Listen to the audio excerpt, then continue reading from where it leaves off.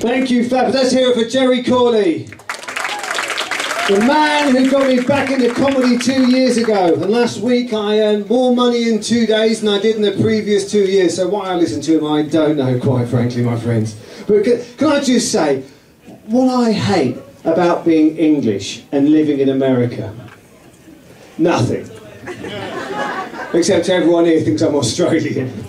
Mind you, I'm getting more American by the day. I'm broke now. But can I just say, I can't vote in this country. Can I just say to you guys, thank you. Thank you. Come on, give yourself a big round of applause for that. I am so appreciative. And it's not because it's a comedy club. I've been doing that in Starbucks Jamba Juice. I did it in a country club in the Orange County. It didn't go down too well, but I did it anyway. I didn't care. But I mean, it was great. And they've even counted the votes in Florida now. Yay! So congratulations, Al Gore, you finally won! Hopefully we'll find out how John Kerry did in a few years' time. Mind you, it's difficult, isn't it, in a place where it's 90% humidity and most of the people are 90% dead. I mean, math is difficult in that state. But it was fantastic, wasn't it? And then Donald Trump, though, he had to raise his ugly toupee head again, didn't he, last week? yeah, exactly. This election is a travesty. Although he didn't use a word with that many syllables. But he did say, I think we should have a revolution. Now, I don't know about you, but I actually was a student of the European revolutions. That's what I studied for my degree. And there was the 1848 revolutions in Europe, and there was the 1917 revolutions in Russia. And they had one thing in common. It was the proletariat. You know what the proletariat is, right? Yeah. Not chicken, that's poultry, sir. It's proletariat, poor people. And what they would do, they would rise against the rich people. They just grabbed the nearest thing they could get. I mean, obviously not a microphone stand, they hadn't got amplification systems then, but they would grab whatever they had and they would just like throw it at the rich people, get eggs. I mean, what was Donald Trump thinking? Oh, let's get all the rich people and let's get our Gucci bags and Rolex watches and then just dump them on the poor people.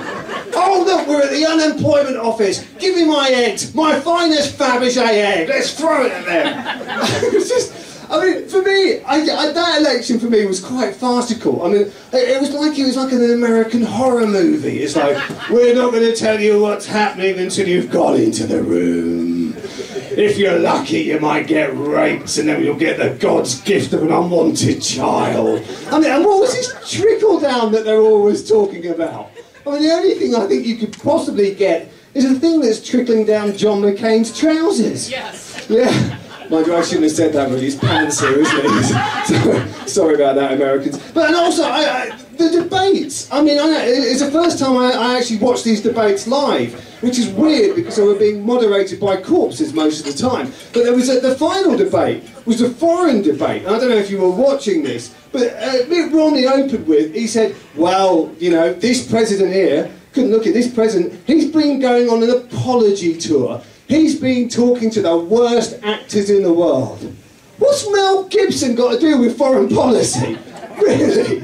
And the first debate, the one that everybody says, oh yeah, he won that one. Well, what I couldn't understand was he said, well, what I really want for America is I want to go back to the Constitution. I want to put God right back in the centre of government. I thought that's a fascinating interpretation of the separation of church and state there, Nick. Brilliant. It's a bit like saying, what else? I don't know, you know, guns don't kill people. No, people kill people. Yeah, with guns mainly, Nick. With guns. No, but it's great though, because, you know, I've got to say, I do admire you because, like, every 4 years, you guys, you can choose your head of state. In England, we've had the same Queen for 60 years. Who knew Elton John was that old, eh? I tell you what, we know how to deal with a recession, though. What we do is say, oh, close down the hospitals, oh, no more railroads, no more roads, no.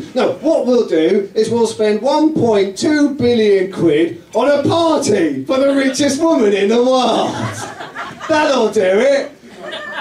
So, for the rest of you who don't know what that 1.2 billion quid's about 2 billion.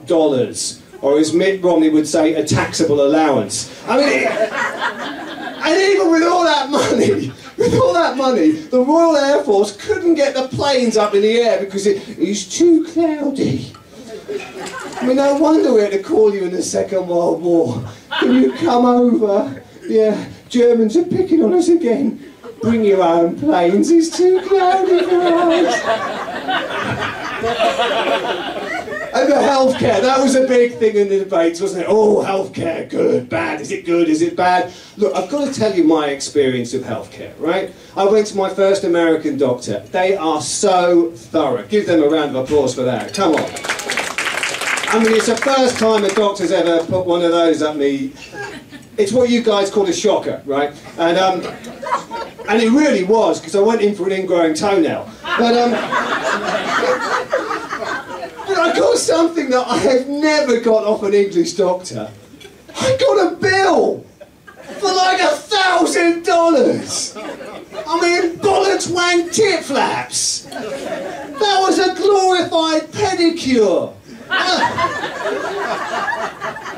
I nearly had a heart attack. Is that how they get repeat customers? Oh, heart, that's 100,000, sir. I mean, I couldn't believe it, because like, in England, I could go out to a doctor and I could have my leg taken off. How much is that, doctor? Oh, it's absolutely free. All right, it might be the wrong leg, but it's free! I'll just tell you one thing before I leave you, which is going to be sad to go, but I actually went home a few months ago and I saw my mother for the first time in years, and she had a little tear in her eye, a little tear. I went, oh, Mum, don't worry, I'm back now. She goes, oh no, David, I'm not crying over you. One of my favourite Bee Gees has died. Why was he your favourite Bee Gee, Mother? Because he didn't set out to America like the other two did. Oh, you saying somebody else sold out to America, are you, Mother? Oh, yes, I am. David Beckham, he sold out. He was a lovely lad. I said, come, let's get to it.